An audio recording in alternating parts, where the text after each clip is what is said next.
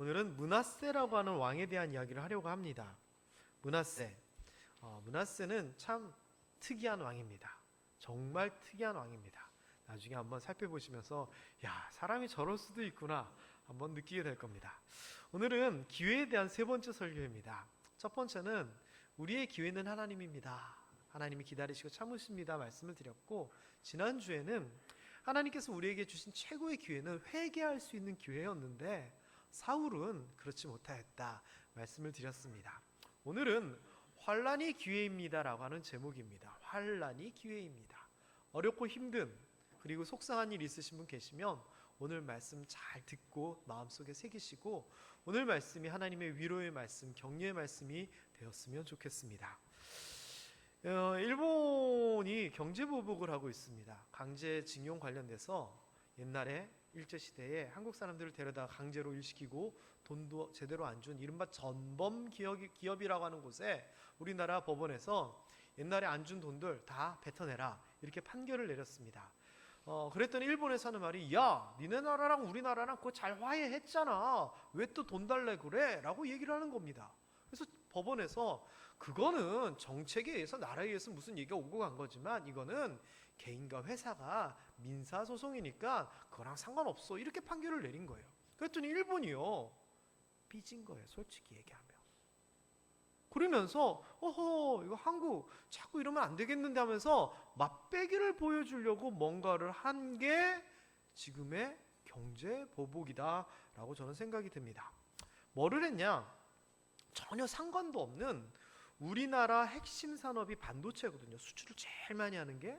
근데 이 반도체를 만드는데 중요한 부품 중에서 3개를 일본에서 조달을 해왔는데 이거 앞으로 한국에 수출하려면 우리 나라의 허락을 받아 이렇게 해버린 겁니다. 이게 무슨 말이냐면요, 서로 수출을 이렇게 주고받고 수입을 하고 할 때, 수출할 때 특별히요, 서로 신뢰하는 국가는 절차를 간소화해가지고 이렇게 수출을 시켰는데 일본에서 뭐라 그랬냐면 그냥 강제징용 판결 이것 때문에 라고 얘기도 안 하고 한국 니네가 우리가 뭔가를 너네한테 수출을 하면 북한으로 빼돌리는 것 같아 이렇게 우기는 거예요. 그래서 우리나라가 뭔 소리냐고 증거가 있냐 그랬더니 그 증거는 우리가 밝힐 수는 없는데 어쨌거나 우리 너희를 못 믿겠어 하면서 이러한 중요한 것은 우리나라 허락받고 이제 수출할게 이러는 겁니다. 제가 보기에는 진짜 쪼잔합니다. 쪼잔해. 자, 어쨌거나요, 이 강제징용 판결 이후에 이런 일들이 생겼고요, 한국 반도체 산업이 굉장히 큰 위기에 빠졌습니다. 우리나라 삼성, LG, SK 이런 대기업들이 반도체를 수출하면서 세계 1위의 점유율을 가지고 있고 우리나라 산업에도 엄청난 비중을 차지하고 있는데 일본이 이것을 지금 흔들려고 하는 겁니다. 왜? 니들 우리한테 이렇게 자꾸 선호하게 하면 우리가 너네 그냥 확 보내버린다? 지금 그거예요. 수출 못하게 하려고, 경제에 타격을 입히게 하려고 그러는 거고요. 이거는요, 지금은 3가지만 이렇게 딱 걸어놨지만 나중에 우리나라가 일본에서 수입하는 여러 가지가 있는데 니들 이번에 3가지 갖고도 힘들지 우리한테 잘못 보이면 우리가 다 막아버릴 거야 이런 맛배기적인 역할이다라고 평가를 합니다. 그래서 우리나라 반도체 산업이요 지금 굉장히 위기입니다. 왜? 그 모든 부품을 우리가 다 만들 수가 없어서 일본에서 수입해 오는 게 있는데 그게 수입이 안 되니까 물건을 못 만들고 수출을 못 하는 거예요. 엄청 큰 일이 아닐 수가 없습니다. 자, 그런데 위기라고 하는 말을 어떤 강연에서 이렇게 얘기하더라고요. 위태하다, 급하다 할 때 위자와 기회 기자를 같이 쓰면서 위급하고 위태로울 때가 기회입니다 이런 말을 쓰는데 그 말이 맞는 것 같아요. 일본에서요 중요한 부품을 이렇게 안 보내니까 우리나라 기업체들이 어떻게 생각을 했느냐, 이거 안 되겠다, 일본만 바라보고 있으면 안 되겠으니까 우리가 개발을 하기 시작한 거예요. 국가에서도요 장기적으로 봐서 소재, 부품의 국산화가 필요하니까 여러 가지를 돕겠다고 막 혜택을 내놓기 시작했어요. 그래서 지금 이 반도체 관련해서 수출을 불허하고 있는 3가지 외에 중요한 7개의 부품을 일본에서 가져오는데 얼마 전에 자료를 보니까 한 가지는 이미 거의 다 우리나라가 국산화를 했고 상당 부분 가능한 부분이 있는데 이것도 최근에 한 기업에서 벌써 우리나라에서 개발해서 하고 있다 그러고 한 6가지 정도는요 얼마 안 돼서 우리나라가 다 국산화를 한다는 겁니다. 그리고 한 가지 이 포토리지스트라고 하는 것이 이게 조금 어려운데 이것도 저는 우리나라에서 곧 개발할 것이다 라고 생각이 듭니다. 생각해 보세요. 이 금액이 얼마입니까? 2천만 달러, 6,700만 달러, 8억 8,900만 달러를 일본으로 보내던 것을 이제 이번 기회에, 이번 위기에 우리가 생각을 바로잡고 우리 나라에서 만들겠다는 겁니다. 게다가요 반도체뿐만 아니라 다른 여러 가지 분야에서 야 반도체 얘기 들어보니까 남의 일이 아니다, 우리도 그래야 되겠다면서 일본에서 손쉽게 수입해 오던 것을 우리나라가 기술 개발해서 대체하려고 하는 움직임이 엄청 지금 크게 우리나라 산업계에 자리 잡고 있다라고 하는 겁니다.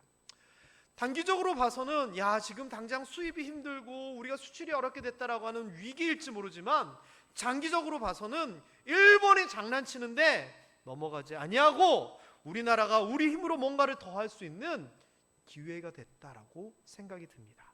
다시 얘기하면 위기, 어려움이 좋은 기회가 된 겁니다. 사랑하는 성도 여러분, 여러분들도 혹시 이런 어려움 겪고 있는 부분이 있지 않습니까? 우화가 생기고 아프고 문제가 생기고 속상한 일이 생겼다면요 위기다, 어려움이다 라고 생각하지 마시고요 나아가서 어떤 새로운 기회다라고 생각하셨으면 좋겠습니다. 오늘 그 이야기를 하려고 합니다. 때로는 위기환란, 이것이 새로운 기회도 되는데 이것은 오늘 이야기하는 므낫세 왕에게도 동일하게 적용이 됩니다. 이 므낫세 왕은 아버지가 히스기야 왕입니다. 히스기야 왕. 이 히스기야 왕은 성군입니다. 그리고 하나님 앞에서 정말 잘했던 모범적인 왕입니다. 그는 이스라엘의 남유다에 퍼져 있었던 우상 섬기는 중심이 됐던 산당을 없애고 하나님 앞에 신앙을 회복하는 종교 개혁을 이끌었을 뿐만 아니라 외국과의 전쟁에서도 큰 승리, 하나님의 도우심으로 큰 승리를 했던 아주 나라를 튼튼하게 했던 왕입니다. 그리고요 잘 아시다시피 나중에는 죽을 병에 걸렸는데 하나님 앞에 기도함을 통하여서 병이 낫게 되는 그런 큰 역사와 이적도 경험한 사람이었고요. 그러면서 어떻게 보면 좀 당돌하게 하나님 제 이 병을 고쳐주시기 위한 증거를 보여주세요, 해를 뒤로 물러나게 해주세요, 뭐 이러한 놀라운 이적도 보았던 그런 왕이었습니다. 자 그렇다면 히스기야 왕의 아들은 어떤 사람이었을까요? 그 아비의 그 아들 또는 호부의 견자 없다 이런 표현, 이런 말처럼 히스기야 왕이 잘 가르친 므낫세 왕은 잘 했었어야 합니다. 얼마 전 어떤 기사를 보다가 저는 잘 몰랐던 일을 알게 됐습니다. 김신이라고 하는 우리나라 예전에 공군 참모총장을 지낸 분이 계십니다. 그런데 그분이 알고 보니 백범 김구 선생님의 아드님이었다는 거예요. 그래서 사진이 쫙 나오는데 아버지는 독립운동, 아들은 공군 조종사로서 6.25 전쟁 이후에 대한민국 공군의 전설이다. 아 이런 기사를 보면서 그 아버지의 그 아들이네 제가 감탄을 했더랬습니다. 므낫세 왕도 이랬을까요? 그랬으면 좋았을 건데 아이고 속상합니다. 제가요 저희 아들에게 탁구를 가르칩니다. 돈 들여가지고 탁구장에 가서 레슨을 시킵니다. 제가 탁구를 이제 교회에서 이렇게 배워서 치다 보니까 그냥 막 배워서 그런지 어느 정도 수준까지는 되는데 이 뛰어넘지를 못하겠는 거예요. 그래서 저보다는 더 탁구를 우리 아들이 잘 쳤으면 좋겠다 생각에 기초부터 배우려고 이제 탁구장에 등록을 시켰습니다. 그러면서 제가 생각하는 겁니다. 아 내가 탁구를 이렇게 좋아하고 이렇게 잘 어울리는 것처럼 우리 아들도 이랬으면 좋겠다. 제가 그것 때문에 무슨 일도 있었는 줄 아세요? 지강이가 학원을 다니는데 그 학원 옆에요 탁구장이. 그런데 방학 때 탁구를 시작해서 문제가 없었는데 개학이 되니까 학원 스케줄 때문에 탁구장을 보낼 수가 없는 거예요. 학원에서 안 된다는 거예요 시간이. 그래서 제가 지강이와 저희 안에 있는 데서 선언을 했습니다. 아빠는 영어 단어 몇 개 더 외우고 문제 몇 개 푸는 것보다 네가 탁구를 잘 치는 게 더 중요하다 생각한다.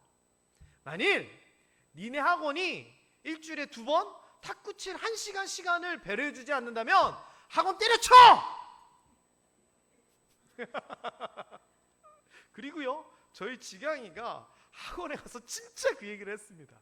우리 아버지가요, 학원보다 탁구가 중요하다고 탁구 칠 시간을 안 주면 학원을 끊겠답니다. 그래서 제가 이겼습니다. 그래서 탁구 배우기 위해서 학원에서 시간을 내줘서 열심히 배우고 있습니다. 어쨌거나 제 생각에는요, 내가 좋아하고 내가 잘하는 거 내 아들도 이어서 잘했으면 좋겠다, 이게 있었거든요. 히스기야 왕도 그런 마음이 있지 않았을까요? 므낫세 왕 그거 몰랐을까요? 이렇게 됐으면 너무 좋잖아요. 너무 좋잖아요.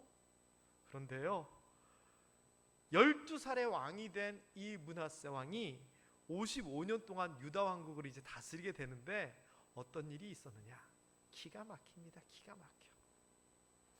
역대하 33장 2절 이하에 보면은 최악입니다. 최악. 왕들 중에 이런 왕이 없습니다. 진짜 최악입니다. 첫째, 하나님 보시기에 악을 행하였다. 일단 처음부터 땡입니다. 땡. 아이고 너는 이제 아니다. 두 번째, 어떻게 됐느냐? 하나님께서 가나안 족속들 다 쫓아냈잖아요. 왜? 이방신들하고 섞이지 않게 하려고 억지로 다 쫓아냈더니 그 쫓겨난 이방 사람들의 가증한 일을 본받았다라는 겁니다. 웃긴 얘기입니다.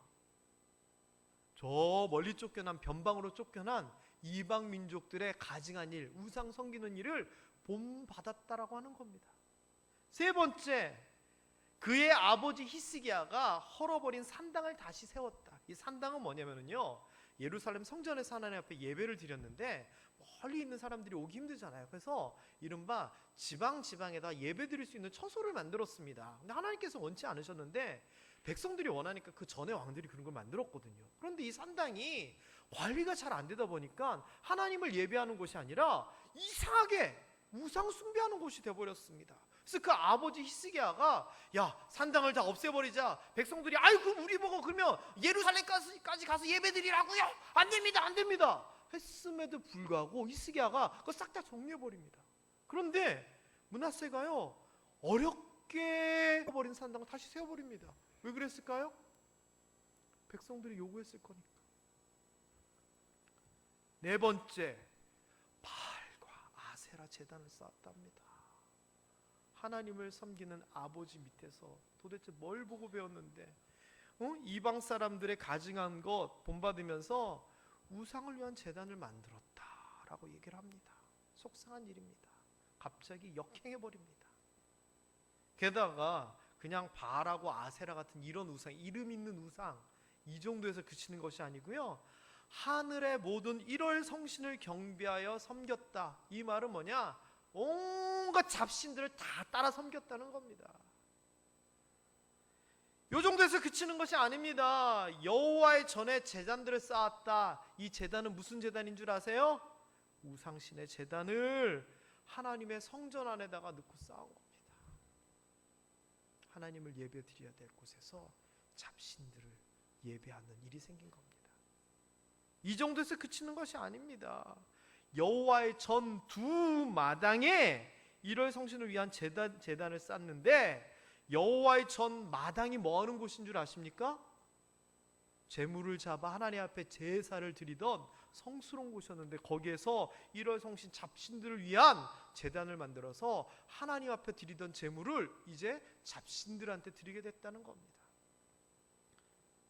여기서 그치는 게 아닙니다. 깜짝 놀랐습니다. 흰놈의 아들 골짜기로 하는 우상 숭배의 어떤 장소에서 그의 아들들을 불 가운데로 지나게 했다. 뭐예요? 자기 아들을 우상신의 제물로 바칩니다. 딴 사람이 아니라 유다 왕 히스기야의 아들 므낫세가.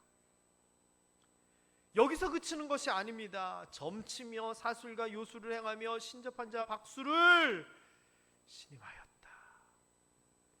갈 때까지 간 겁니다. 갈 때까지 간 겁니다. 예를 들면은요, 바알신, 아세라신 이거는요 그래도 우리로 치면은 뭐 불교, 이슬람교 같은 종교입니다. 이런 성신 섬기는 것은요 그냥 여기 무당들 섬기는 이런 잡교입니다. 그런데 이거는요 그보다 더 떨어지는 최하급의 그런 수준의 우상 숭배까지 므낫세 왕이 하는 겁니다. 선지자를 신뢰하고 하나님의 말씀을 들어야 되는데 박수무당을 신임하면서 그 말 듣고 나라 다스린다는 겁니다. 여기서 그치지 않습니다. 더 나갑니다. 자기가 만든 아로 새긴 목상을 하나님 전에 세웠더라. 우상을 만들어가지고 뭘 새겼는데 누가 했다? 지 스스로 뭔가 만든 겁니다. 그것을 어디에? 하나님의 전에 세웁니다. 우상을 직접 만들어서 하나님의 전에 세웁니다. 저는요 이걸 읽으면서요 가슴이 너무 답답한 거예요. 아버지가 호랑인데 아들이 개, 새 말이 됩니까? 어떻게 히스기야 왕, 그 놀라운 왕 밑에 이런 말도 안 되는 사람이 아들로 태어나서 이런 짓거리를 합니까? 여기가 끝이라고요? 아니에요. 더합니다. 자기 혼자 잘못해서 자기 혼자 멸망하면 그 지가 책임지고 좋죠. 그런데 뭐라고 얘기하냐면은 유다와 예루살렘의 주민이 므낫세의 꾀임을 받고 악을 행하였다. 자기 혼자 그러는 것이 아니라 백성들에게 야 우상 섬기자, 여기 와서 제사 드리자, 이거 백성들한테 자기가 오히려 나서가지고 꾀인 거예요. 죽어도 혼자 죽지. 이거 도대체 뭐 하는 짓입니까? 뿐만 아니라 사울왕의 경우, 하나님의 경고를 받고 제대로 못했던 사울왕, 그와 반대로 다윗왕, 르호보암왕, 하나님이 경고했을 때 회개했던 사람들이 있었잖아요. 기회를 얻어서 제대로 회복됐잖아요. 그런데 보면은 여호와께서 므낫세와 그 백성들에게 이르셨으나 그들이 듣지 아니하므로, 하나님께서 얘기했는데도요 말도 안 듣습니다. 경고했는데도 하나님의 뜻을 따르지 않습니다. 최악이라고 하는 말이 맞죠? 성경에 이 정도의 악행을 저지른 사람이 있나요? 없어요. 진짜 대단한 사람입니다, 이 므낫세. 그래서 어떻게 됐는 줄 아세요? 진짜 잘됐다 생각이 들 겁니다. 하나님이 어떻게 하셨을 것 같아요? 그냥 세게 확 후려쳐버려야 되잖아요. 그렇게 하셨어요. 읽어봅니다. 시작.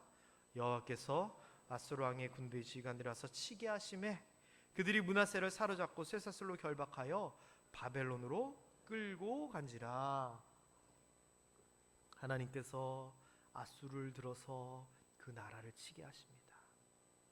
왕이 잡혀갑니다. 쇠사슬로 결박됩니다. 그리하여서 므낫세는 패망한 나라에 잡혀간 왕이 됩니다. 잘 됐죠? 그런데요 놀라운 일이 생깁니다. 뭐냐?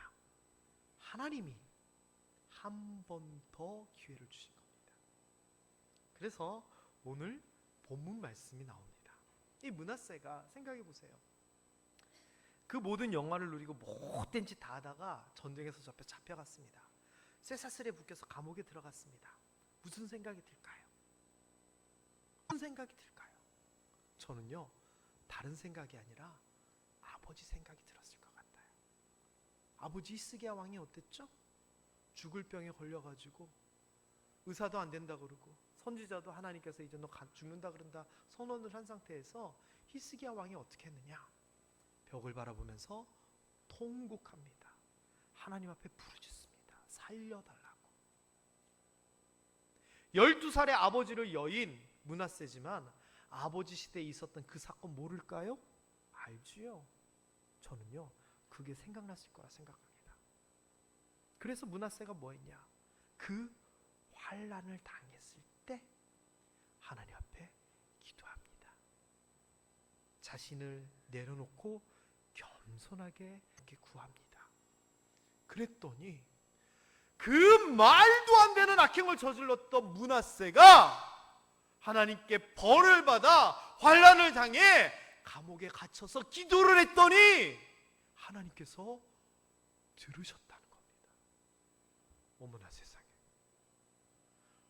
착해도 하나님이 이렇게 착할 수가 있나요? 깜짝 놀랄 일입니다. 기회에 대한 이야기를 할 때 제가 말씀했죠. 하나님께서 오래 참으사 모든 사람이 구원받기를 기다리신다고. 우리 옆에 와서 쳐다보기를, 바라보기를, 음성 듣기를 기다리고 계신다라고 얘기했잖아요. 그 하나님이 므낫세에게도 함께 하셨던 겁니다.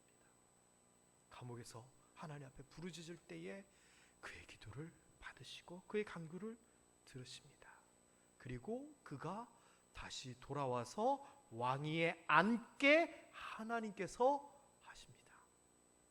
어떻게 했는지는 성경에 나와 있지 않으나 여러분, 아수르 왕이 문제되는 나라를 이렇게 정리를 했는데 왕까지 잡았는데 돌려보내는 게 쉬운 얘기예요? 아니에요. 나중에 바벨론 포로로 갔을 때 고레스 왕이 이스라엘 백성들을 하나님의 강권하심에 따라 돌려준 것처럼 므낫세 왕도 아수르 왕이 돌려보냅니다. 그리고 그 나라도 유지시킵니다. 말도 안 되는 일이 생겨난 겁니다. 그랬더니 이 므낫세 왕이 깨닫게 된 겁니다. 그제서야 우리 아버지가 기도했던 하나님, 우리 아버지의 병을 고쳐주셨던 하나님, 기도 한번 들어주시는 하나님이 진짜구나. 내가 기도하실 때 이렇게 들어주시는구나. 하나님이 진짜 하나님이구나. 그제서야 알았더라. 므낫세가 그렇게 깨닫게 됩니다. 여러분, 므낫세에게는요, 따져보면은요, 그 환란이 아수르에 잡혀가가지고 쇠사슬에 결박돼서 감옥에 들어가 있고 더 이상 희망이 없는 그 환란이 단순한 벌이 아니라 기회였습니다. 어떤 기회? 모든 것이 망가지고 하나님과의 관계가 끊어지고 그리하여 멸망할 수밖에 없었던 자신과 자신의 나라를 돌이킬 수 있는 마지막 기회였습니다. 그리고 므낫세는 그 기회를 놓치지 않았습니다. 여러분, 그 이후에 므낫세가 어떻게 한 줄 아십니까? 이제서 모든 걸 깨닫고 알게 된 므낫세가요, 자기 아버지가 했던 것과 똑같은 일을 하게 됩니다. 자기가 저질러 놨던 이른바 뒤치다거리를 하기 시작합니다.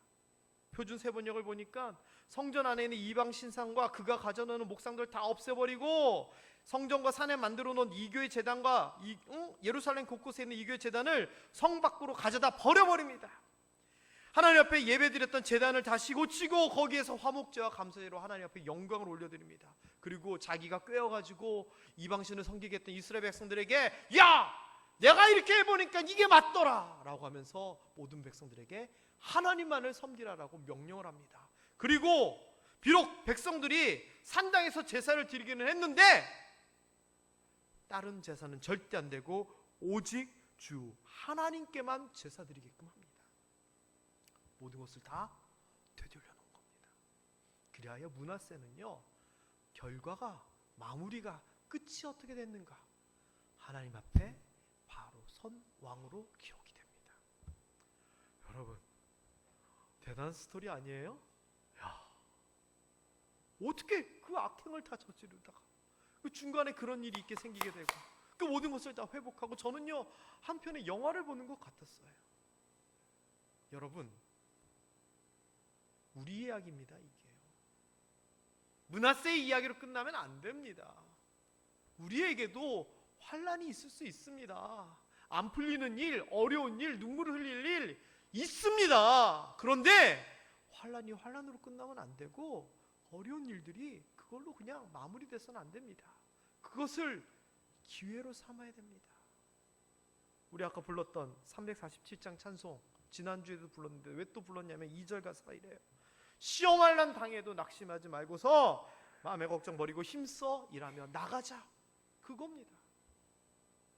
어렵고 힘든 일이 있을 때 그때가 깨닫게 할 기회인 겁니다. 그래서 우리도요, 환란을 통해서 므낫세처럼 오히려 더 좋은 일이 생겼으면 좋겠습니다. 그리고 또 한 가지 정말 중요한 것은요, 므낫세의 이야기, 우리의 이야기가 아니라 나의 이야기를 만들어야 됩니다. 세 가지입니다. 첫 번째는 혹시 우리도 잘못했을 수 있습니다. 그래서 하나님이 바로 잡고자 회초리 때리시는 일일 수도 있어요. 제가 지난번 설교 때 우리가 잘못했을 때 꿀밤, 하나님께서 꿀밤 때리시면 얼른 깨달아야 된다 그랬더니 우리 마홍윤 장로님께서 야, 하나님의 꿀밤이면 엄청난 꿀밤이겠다 이렇게 얘기해서 제가 웃었거든요. 그런데 사람에 따라서는요 이마이마한 꿀밤을 때리실지도 몰라요. 그런데요 그 어려움과 그 환난이 느껴진다면은 혹시 내가 무슨 잘못이 있나? 되돌아볼 기회인 겁니다. 중요합니다. 이게 회복돼야지 모든 것이 정리가 되는 겁니다. 그리고 두 번째는 므낫세도 기도하고 응답 받고 나서야 하나님이 진짜구나 깨달은 것처럼요 환난을 통해서 우리는 기도하게 되고 기도의 응답을 통하여 하나님을 경험하게 되는 겁니다. 그렇기 때문에 하나님을 경험하게 된 계기, 그 기회가 뭐냐? 환난입니다. 그리고 세 번째, 다니엘의 경우, 다니엘의 세 친구의 경우 성경에는 많은 사람의 경우가 뭡니까? 이런 어려움과 시험을 이겨내면 결국 더 큰 영광과 더 큰 좋은 것들이 함께 하잖아요. 환난 가운데 나를 부르라, 내가 너희를 구원하겠다라고 말씀하시고 그 구원을 통하여서 우리에게 승리를 주시잖아요. 그렇게 따지면은요 환난도 기회입니다. 그렇다면 여러분의 이야기를 만드십시오. 내가 이런 어려움이 있었는데, 이런 힘듦이 있었는데, 이런 눈물이 있었는데 내가 하나님 앞에 기도했더니 하나님이 이렇게 만들어주셨다. 므낫세의 스토리뿐만 아니라 여러분의 이야기가 있었으면 좋겠습니다.